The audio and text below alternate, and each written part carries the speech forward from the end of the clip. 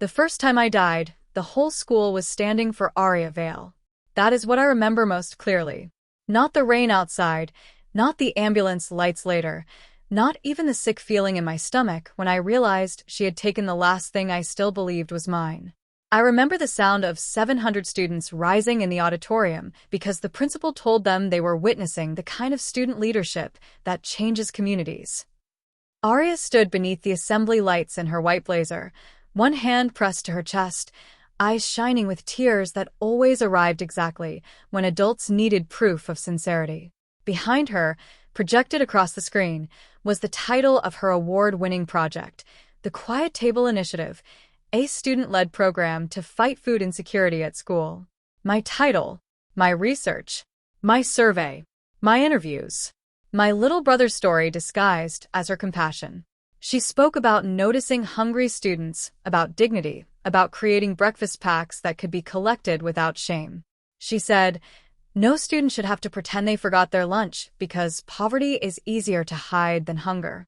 The auditorium erupted. Teachers wiped their eyes. The district representative handed her a certificate. My mother, sitting beside me because she thought I was part of the project team, whispered, "Isn't that the sentence you wrote?" I could not answer.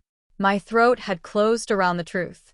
Arya was the top student at St. Bridget's College, but top student was too small a phrase for what she had become. She was rank 1 in everything measurable and beloved in everything that was not. She did not simply win awards, she made the school feel awarded for producing her. She had the careful posture of someone photographed often, dark hair falling in polished waves, voice soft enough to seem humble and clear enough to command a room. Teachers called her a model scholar. Younger students called her intimidating in a way that sounded like admiration. Parents used her as a threat at dinner tables. Arya Vale manages academics, leadership, charity work, debating, and music. What did you do today? Nobody knew that half her charity work existed because other people filled gaps, she never admitted. Nobody knew she treated kindness like a stage and suffering like material. Nobody knew because girls like Arya do not steal loudly. They absorb. They praise your idea, improve the branding, repeat it to the right adult, and by the time you realize the room thinks it belongs to her, objecting sounds like jealousy. I learned that too late. The Quiet Table Initiative began as a private assignment in our social research class, not a public campaign. Ms. Fenwick asked each student to identify one hidden barrier affecting learning at St. Bridget's and design a practical response. Most people chose phone distraction, exam stress, or uniform affordability. I chose food insecurity because I knew it personally. My little brother Nico used to say he was not hungry at school because he hated making mom feel worse. I knew how embarrassment taught children to lie politely. I knew the exact way hunger makes your brain fog during period 5. I knew because there had been weeks after Dad left when our pantry contained rice, tea, and one jar of peanut butter we pretended was enough variety. I did not write all of that in the assignment. I wrote professionally. I built an anonymous survey. I interviewed the canteen manager. I researched schools that used discreet breakfast shelves, voucher cards, and take-what-you-need stations without forcing students to identify themselves. I called my proposal the Quiet Table because the whole point was that help should not require public confession. Arya saw it during peer review. She was assigned to read my draft, and I still remember her face when she turned the pages. Not admiration. Hunger. "Sienna," she said, touching the title with one finger. "This is really good." It was the first time she had ever sounded impressed by me without an audience. I was the quiet scholarship girl who ranked 5th or 6th depending on the subject, always strong, never spectacular, useful in group work, forgettable in assemblies. Arya asking to read my draft twice felt like sunlight. She said the project had heart. She said the phrase about poverty being easier to hide than hunger made her chest hurt. She asked whether my family inspired it, and I gave her a careful version of the truth because she tilted her head like she could be trusted. That was my first mistake. My second was believing that someone who says your pain is powerful is not already imagining how it will sound in her voice. In my first life, the assignment disappeared from my bag 2 days before submissions. I panicked, searched my locker, cried in the bathroom, and rewrote what I could from memory overnight. My final version was weaker, incomplete, missing interview notes and survey tables. Arya submitted a polished project 3 days later under a new title, The Quiet Table Initiative. Same core idea, same sentence, same dignity language, same structure, but expanded with color-coded branding and a proposed assembly launch. When I confronted her after class, she looked wounded. "Sienna, we had similar ideas because we care about the same issue." I said she had read my draft. She said peer review meant collaboration. I said the title was mine. She said titles are not property. Then she added softly, "You should be careful. People already know this topic is personal for you. If you accuse me, they may think you're reacting emotionally because I developed it further." Developed. Another elegant word for theft. I tried anyway. I told Miss Fenwick. She looked uncomfortable because Arya had already told her she was worried I might feel overshadowed. She said both projects could have emerged from the same prompt. She said Arya's had stronger implementation details. She said if I had earlier drafts, I should submit them. My laptop had crashed the week before. My handwritten notes were in the folder that vanished. My survey form was anonymous and did not prove ownership of the idea. Arya, meanwhile, had timestamps because she had copied my draft into her own document the night of peer review and built from there. The lie had better paperwork than the truth. That is how the world often works, and anyone who says truth always wins has never watched a thief use Google Docs version history. The assembly sealed it. Arya did not only win the class award. She turned my proposal into her campaign for the District Student Impact Prize. She stood before the whole school and said she had first noticed hunger because she saw a Year 7 boy hiding in the stairwell with an empty lunchbox. That boy was Nico. She had never seen him. I had told her that story in a whisper during peer review, asking her not to repeat it. She changed his name, changed the stairwell to a corridor, and built her sainthood on my brother's shame. When I stood up after assembly and said, "That was my project," people stared as if grief had made me rude. Arya cried in the hallway and said she wished I could celebrate the students the initiative would help instead of focusing on credit. Teachers loved that line. I became the girl who made charity about herself. She became the girl who forgave me publicly for it. The official launch of the Quiet Table happened without me. Arya cut a blue ribbon beside a shelf of breakfast packs funded by the Parent Association. The local newspaper took photos. The article called her a visionary student advocate. My mother saved the clipping, then threw it away, then dug it out of the bin and cried over the kitchen sink because she knew I was telling the truth, but had no way to hand the truth to people who preferred a prettier liar. My scholarship interview that summer asked why my social research teacher had marked me lower than expected. I said the assignment had become complicated. The interviewer nodded politely and wrote something down. Complicated followed me like smoke. By winter, I stopped applying for leadership awards. By spring, I stopped writing ideas where anyone could see them. By the time graduation came, Arya gave the valedictory speech. She ended with my sentence again. "Let us become people who notice quiet hunger." The room stood. I stayed seated. Someone behind me whispered, "Still bitter?" Maybe I was. Bitterness, I learned, is what people call grief when they do not want to admit you were robbed.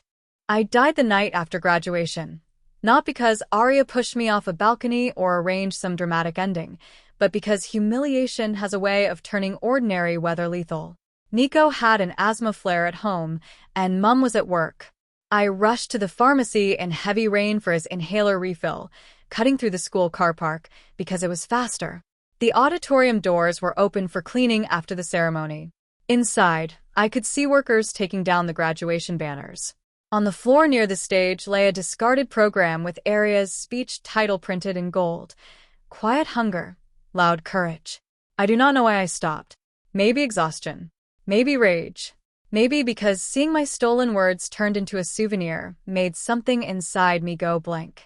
A delivery van reversed near the loading dock. The driver did not see me in the rain. I heard the warning beep too late. My last sight was the auditorium lights reflecting on wet concrete, and my last thought was not noble. It was one furious sentence. I should have asked her one question when everyone could hear. When I opened my eyes again, Miss Fenwick was handing my draft back across the social research desk. Red pen. Peer review day. 3 weeks before the assembly. Arya Vale sat beside me, turning the pages of my proposal with the same shining hunger I had mistaken for admiration. My heart slammed so hard I nearly dropped my pen. The classroom smelled like whiteboard marker, raincoats, and the lemon hand sanitizer Miss Fenwick kept by the door. Outside, morning rain streaked the windows. Inside, time had folded itself around me like a trap, offering a second exit. Arya looked up from my draft and smiled. "Sienna," she said, exactly as before, "this is really good." My hands went cold. The folder had not disappeared yet. The assembly had not happened. Nico's story was still on my page, not hers. I could still protect it. I could snatch the draft from her hands, refuse peer review, accuse her before she moved. But memory is not evidence, and fear spoken too early sounds like madness. So I did not snatch it. I smiled back and said, "Thanks. Can I ask you something?" It was one question. Simple. Harmless looking. The kind teachers love because it sounds like academic curiosity instead of a tripwire. Ms. Fenwick had just asked us to discuss ethical considerations in our projects. Arya was still holding my draft, eyes on the paragraph about anonymous surveys and student dignity. I raised my hand. "Miss, if someone uses a real student's personal story in a project, even without naming them, do they need consent from the student or their family?" The room barely reacted. Why would it? To everyone else, it was a normal research question. To Arya, it was a hand closing over a match before she could strike it. Her eyes flicked to mine. Ms. Fenwick turned from the board, pleased. "Excellent question, Sienna." "Yes." If the story could reasonably be recognized or is drawn from a real person's experience, ethical practice means you need consent or you should fictionalize it so thoroughly that the person cannot be identified. Why do you ask? I looked at my draft in Arya's hands. Because my project includes a family-related example, and I want to make sure nobody uses it without permission. The word nobody sat in the room like a small stone. Arya's fingers tightened on the page. That question did 3 things. First, it made Ms. Fenwick write consent for personal stories on the board in capital letters, which meant the whole class copied it. Second, it made Arya aware that the story was traceable before she had stolen it, which would force her to either remove the emotional center or lie around consent later. Third, and most importantly, it created a public timestamp. I asked about ownership and consent while my draft was in Arya's hands. Nobody understood why that mattered yet. That was fine. Good traps do not announce themselves with thunder. They wait until someone steps where the floor has already been marked. After class, I did not take my draft home in the same folder. I walked straight to the library, scanned every page, emailed the file to myself, my mother, and Ms. Fenwick with the subject line, "Updated draft after peer review. Quiet table initiative." Then I went to the front office and asked Mrs. Bellamy. No, that was another life, another school. In this life her name was Mrs. Crane, and she wore purple glasses, shaped like suspicion, for a document envelope. "School project," I said. "I need it stamped with today's date." She looked at me like I had asked her to notarize a sandwich. "Why?" "Because I'm trying to be organized before finals." That was the magic phrase. Adults love organization when it costs them nothing. She stamped it. I placed the original draft inside, sealed it, and wrote across the flap, "Original draft, peer-reviewed by Arya Vale. Consent question asked in class today." Too much? Maybe. Death gives you a taste for labels. Arya changed tactics faster than I expected. In my first life, she waited 2 days before stealing the folder. This time, by lunch, she was already beside me in the courtyard, carrying 2 hot chocolates like an apology for something she had not done yet. "You seemed tense in class," she said, sitting without asking. "Did I?" "A little." She placed 1 drink near my hand. "I hope you don't think I'd ever use something personal from your draft. Your question sounded pointed." I looked at the hot chocolate.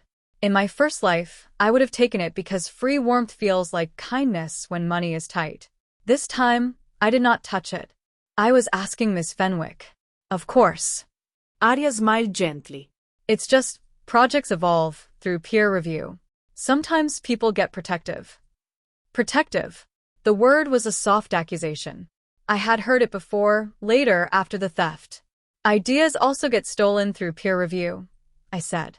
Her smile did not move, but something behind it blinked. That's a serious thing to say. It's a general thing to say. Are you accusing me? Did you steal something? For one glorious second, her face emptied.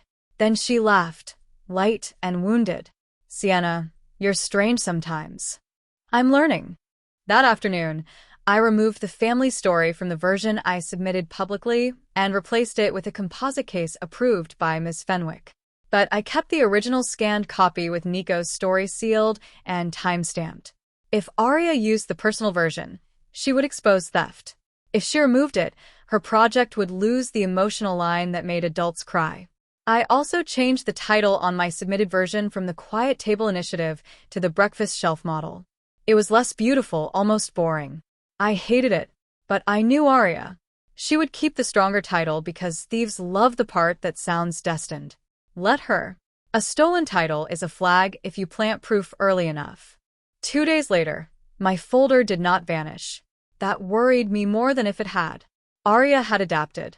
Instead, she submitted an early concept note to Ms. Fenwick for a parallel idea called the Quiet Table Initiative, claiming she had been thinking about food insecurity after observing student shame around lunch access.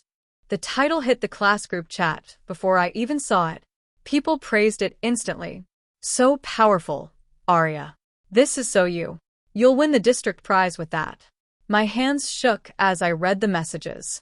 In my first life, I had reacted by confronting her privately. In this life, I typed one sentence in the chat. Love that food insecurity is getting attention. Arya, are you using anonymous survey data too, or a different method? She replied after 11 minutes. Different method. Mostly observation and informal conversations. That was a mistake. Not fatal yet. But a lie in writing is a seed with a date on it. The next day in class, Ms. Fenwick invited volunteers to share project updates. Arya stood, of course. She spoke about dignity, access, stigma, and quiet hunger.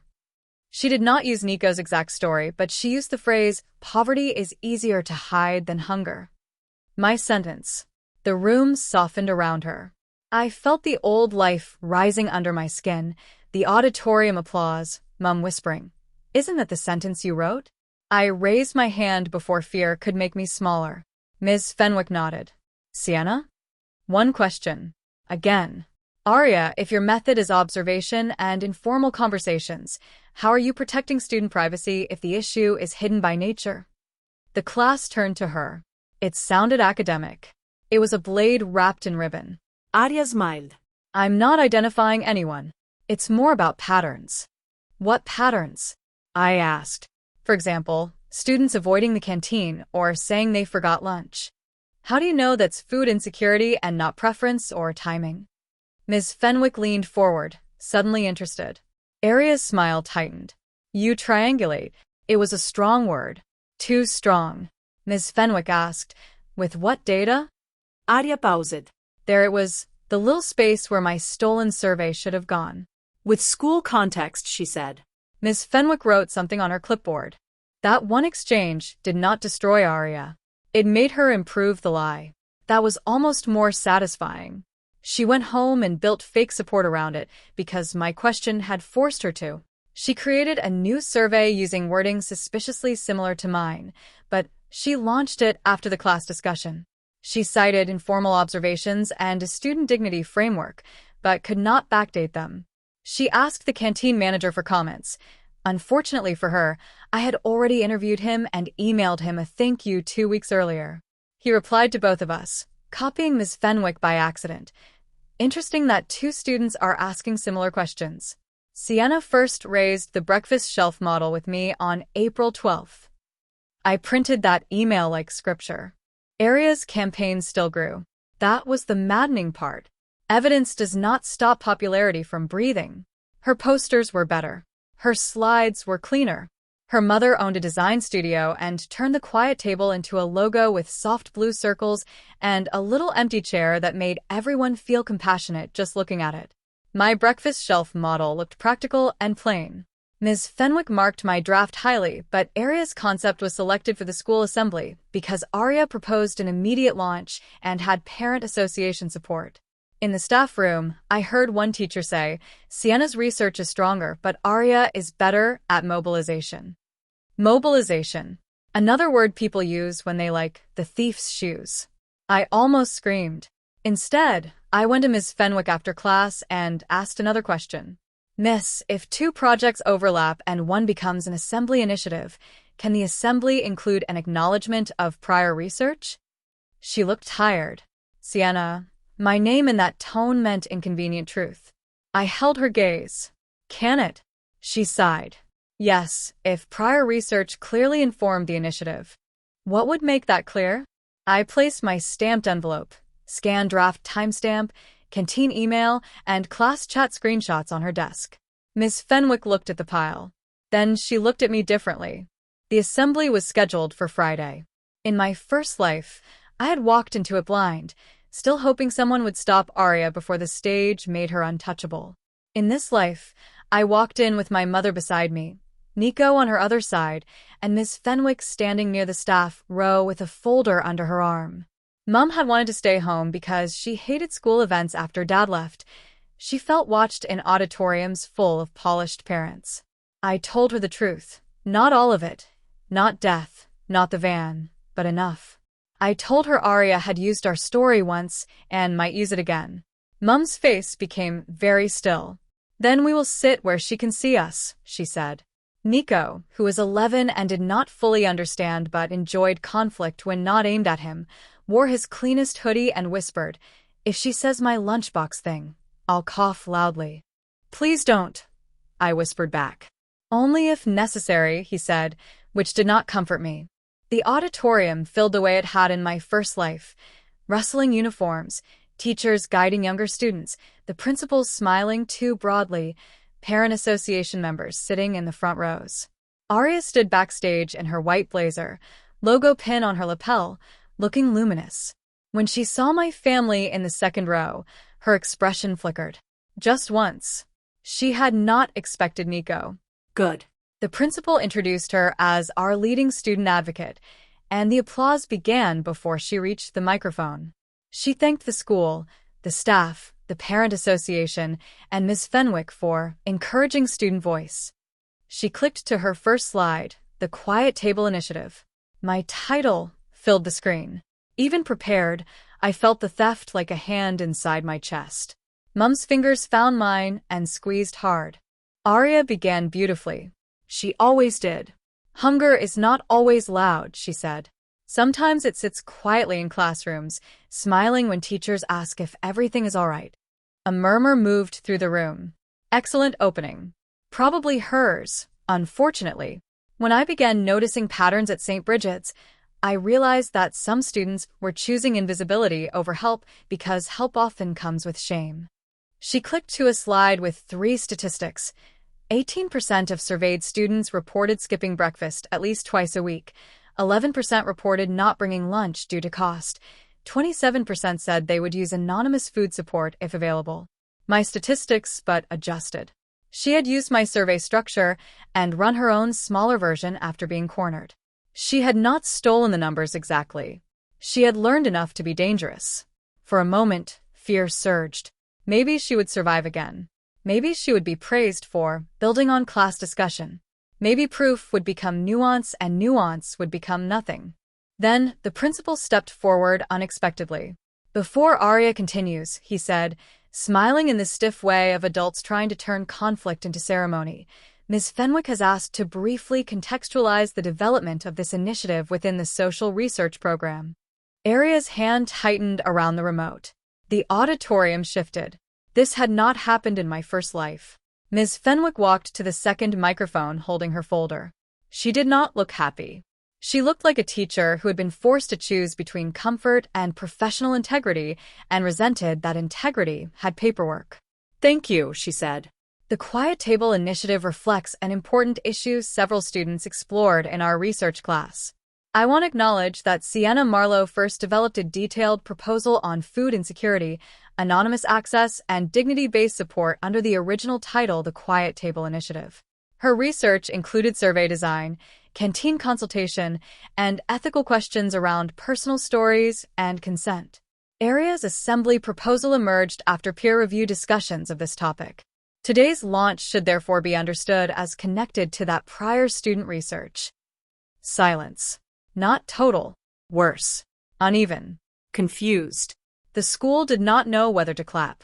Arya looked like someone had quietly removed the floor but left her standing for a second by habit. My face burned so hot I thought I might faint. Mum's hand tightened around mine. Nico whispered, "Did she just academic body slam her?" I choked on a laugh and almost cried. Ms. Fenwick stepped back. The principal clapped first, uncertainly. A few teachers followed. Students turned in their seats to look at me. In my first life, they turned after Arya made me look jealous. This time, they turned because an adult had attached my name to the stolen stage before Arya could erase it. Arya recovered. I have to give her that. Her eyes shone, but she smiled. Absolutely, she said into the microphone, voice trembling with graceful humility. Sienna's work in class helped inspire many of us to think more deeply. I'm grateful for the conversations we had. Conversations. There it was. The new lie. Not theft. Inspiration. Shared concern. Class dialogue. She could still survive if she made the assembly about collaboration. Then Ms. Fenwick, from the side, said, "Arya, before you move on, can you answer the ethical consent question Sienna raised during peer review? You mentioned in your draft a real student encounter that shaped your concern. Have you obtained consent to share that story publicly, or is it a composite?" The auditorium went very still. One question in class had returned, dressed as a professional inquiry before 700 witnesses. Arya's smile froze. She looked at the slide, then at the staff row, then briefly, fatally, at Nico. Mum felt me go rigid. Nico stopped breathing beside us. Arya had planned to use his story. I knew it from that glance. She had kept it in her speech because without it, the emotional arc weakened. But Ms. Fenwick's acknowledgement, my family's presence, and the consent question trapped it in her mouth. If she told a story, she needed consent she did not have. If she claimed it was composite, she risked explaining why it matched my original draft. If she removed it, her speech would have a hole. It's a composite, she said finally. Too fast. Ms. Fenwick nodded.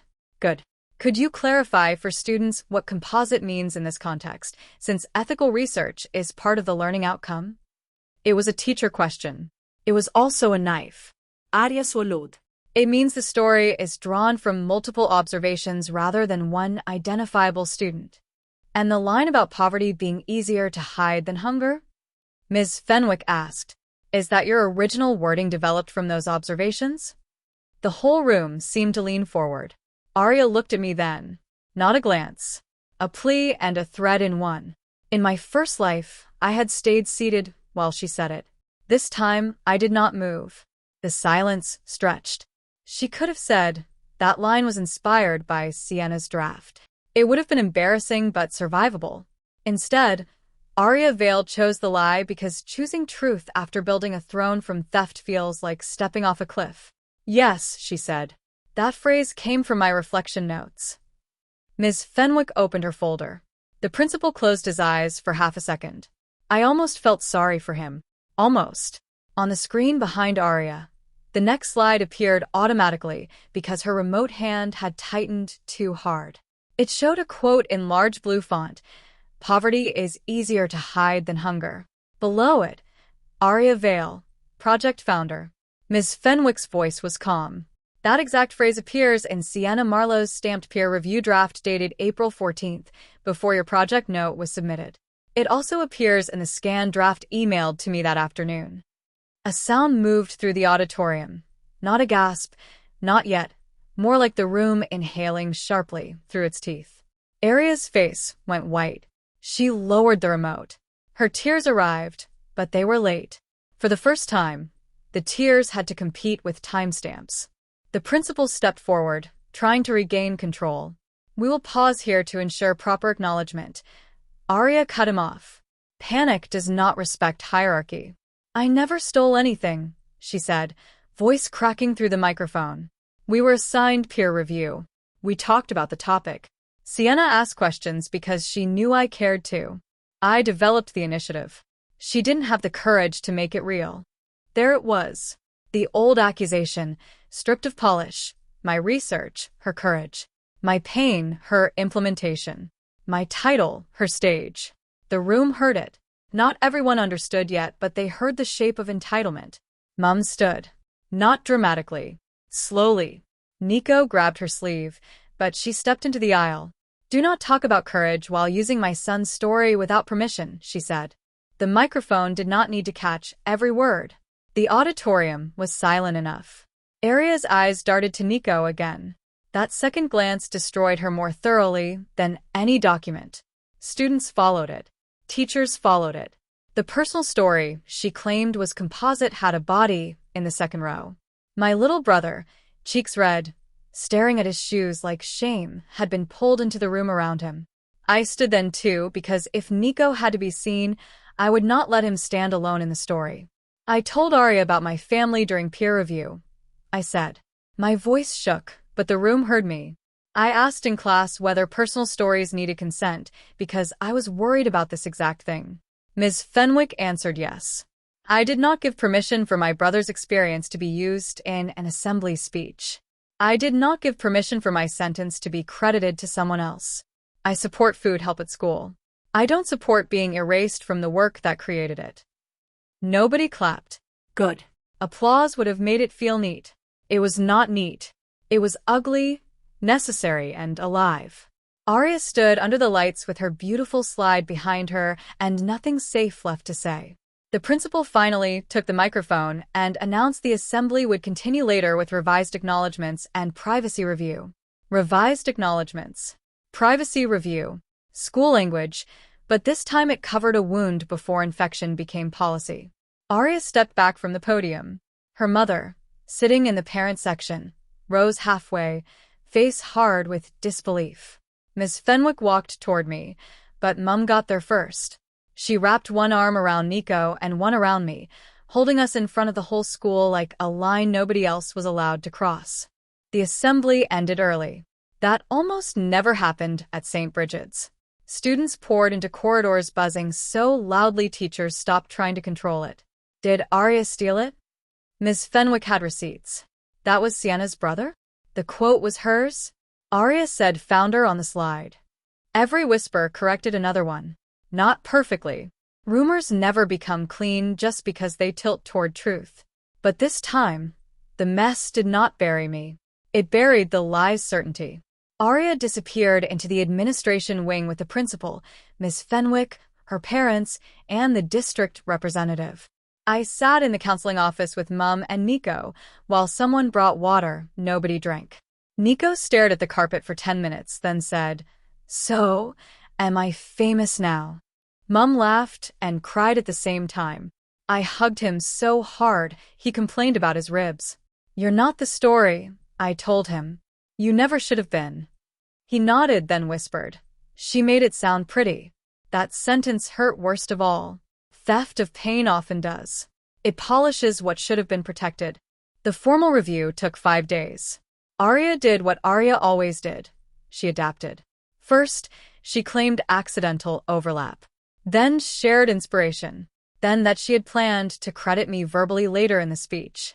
Unfortunately for her, her slide deck credited herself as founder on 6 separate slides. Her script included Nico's story in a section labeled Observed Student Example. Her research note claimed informal student conversations before my class question forced her to create a real survey.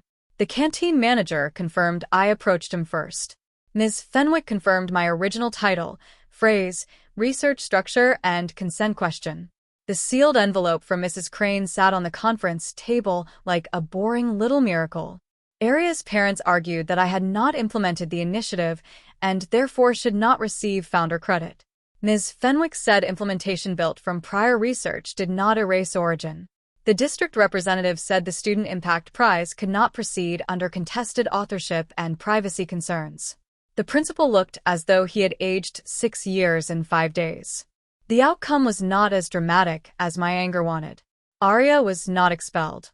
She did not lose every award. Schools protect their stars even while dimming them. But she lost the district prize nomination. The assembly launch was postponed and redesigned as a joint student research project, with my name listed first for original research and proposal design, and with all personal examples removed. Arya was allowed to remain involved only under staff supervision and with written acknowledgement guidelines. She withdrew herself 2 days later, claiming she needed to focus on exams. The local newspaper story never ran. The parent association still funded breakfast shelves, but the program was renamed the morning shelf after Nico said, "Quiet table sounds like a place where rich people whisper." I loved him for that. The shelf opened without ribbon cutting. Just food, baskets, small cards, and a sign that said, "Take what you need. No questions." Arya did not speak to me for 2 weeks. Then, the morning before final exams, she found me in the library aisle between social sciences and old magazines. No audience. That made me more nervous, not less. She looked different without her white blazer, still beautiful but tired around the eyes. "You humiliated me," she said. Not hello, not apology. Straight to the injury she understood best, her own. I slid a book back onto the shelf. "You did that when you put your name under my sentence."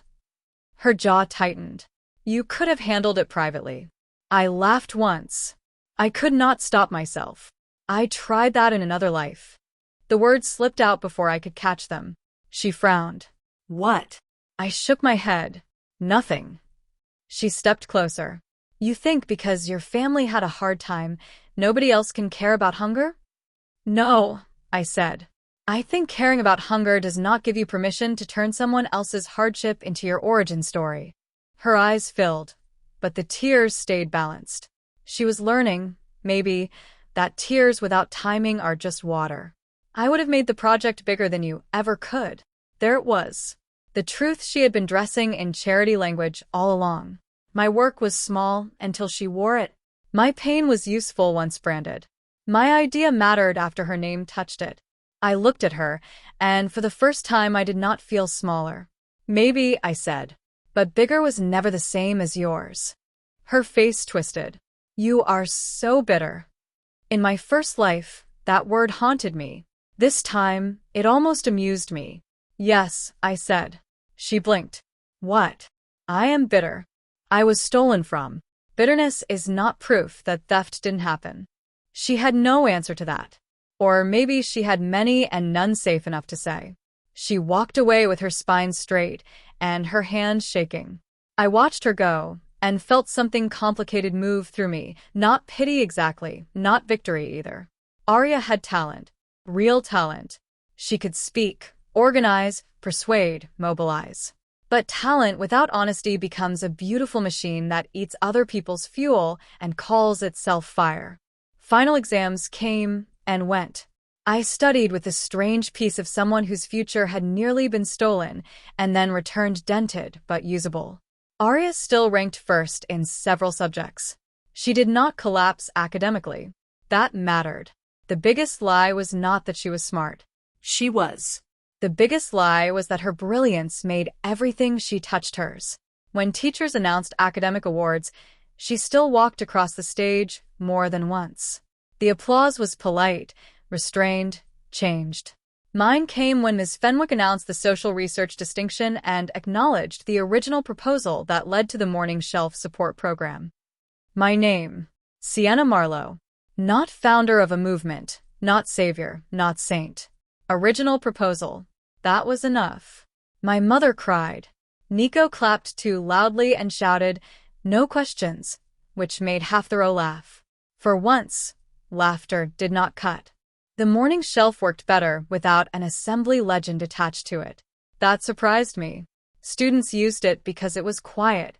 The baskets were restocked before school by rotating staff and volunteers whose names were not printed on banners. The canteen manager added fruit near the register with a sign, "Free if you need it, pay forward if you can." Nobody had to tell a story. Nobody had to become a symbol. One morning, I saw a Year 7 boy take a breakfast bar, glance around, then slip it into his blazer pocket with relief, so quick it almost broke me. That was the real project. Not the speech. Not the award. Not the photo. The quiet act of making shame unnecessary. I stood at the end of the corridor and cried for a minute where nobody could see. Then I went to class. Graduation in my second life felt less like a triumph than a correction. Arya did not give the valedictory speech. She was academically eligible, but the staff chose a joint address from 2 students instead, probably to avoid drama wearing a mortarboard. I gave a short student reflection because Ms. Fenwick nominated me. I did not mention Arya. I did not mention theft. I spoke about systems that make help easier to receive than suffering is to hide. I said dignity should not depend on who gets credit. I said schools should notice the work students do before it becomes polished enough for applause. My voice shook only once. Afterward, my mother hugged me so hard my certificate bent at the corner.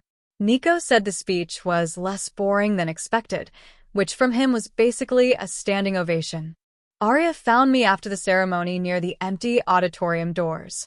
For a terrifying second, rain smell rose from the concrete, and I remembered the delivery van, the gold program on the wet ground, the first life ending beside the stage where my words had been used without me. But the night was clear. No van. No rain. No stolen speech title glowing under security lights. Arya held her graduation cap in both hands. I'm leaving for Melbourne, she said. Scholarship? I asked. Partial. She smiled faintly. Not the district one, obviously. I said nothing. She looked at the auditorium. I did care about the project. I know. Her eyes moved to mine. Do you? Yes. That was part of why it hurt. She swallowed. I don't know how to want something without needing it to look perfect. It was the closest thing to honesty she had ever given me. I accepted it silently, not because it fixed anything, but because not every truth requires punishment. Then she said, I'm sorry for using your brother's story. My throat tightened. Late apologies are strange animals. You can be glad they arrived and still not feed them from your hand. Thank you, I said. You should tell him that if he ever wants to hear it. She nodded. Would he? I thought of Nico coughing loudly in imaginary protest, of his red face in the auditorium, of the way he had asked whether being famous meant people would know he was hungry. Not now, I said. Maybe not ever. Arya looked down. Okay. Good. A boundary heard without argument. Small miracles count. Before university, I opened my old project folder one last time. The stamped draft, the scanned pages, the class chat screenshots, the canteen email, Ms. Fenwick's acknowledgement note. Evidence of a war that looked from the outside like a student project dispute and felt from the inside like fighting to keep my own life from being footnoted. I did not throw it away. I placed it in a blue binder labeled original work. Not dramatic. Not poetic. Clear. Then I opened a new notebook and wrote on the first page. Ask the question early. The right question can make a lie answer itself. Under it, I added, protect people's stories like they are people because they are. On my first day at university, in an introductory seminar on community research, the lecturer asked us to discuss ethics. A student near the front said, if the goal is helping people, does consent matter as much? Like, what if the story inspires action? The room murmured. My pen stopped. I felt the auditorium lights again. Arya's white blazer. Nico shrinking beside me. Then I raised my hand. My voice was steady. Consent matters more when the story is powerful, I said. Because powerful stories can help strangers while harming the person they came from. The lecturer nodded slowly. Several students wrote it down. I looked at the blank page in front of me and smiled a little because this time the sentence had my name attached to it from the beginning. When roll call reached me, I answered clearly. Sienna Marlowe. Present. Not the bitter girl in the second row. Not the silent source behind a beautiful assembly speech. Not the sister of a boy turned into someone else's evidence of compassion. Present, with my questions ready, my drafts backed up, my stories protected, and the hard-earned knowledge that the first crack in a giant lie does not always come from shouting the truth. Sometimes it comes from raising her hand in class, looking the thief in the eye while she still thinks the room belongs to her, and asking one calm question she will spend the rest of the week trying and failing to answer.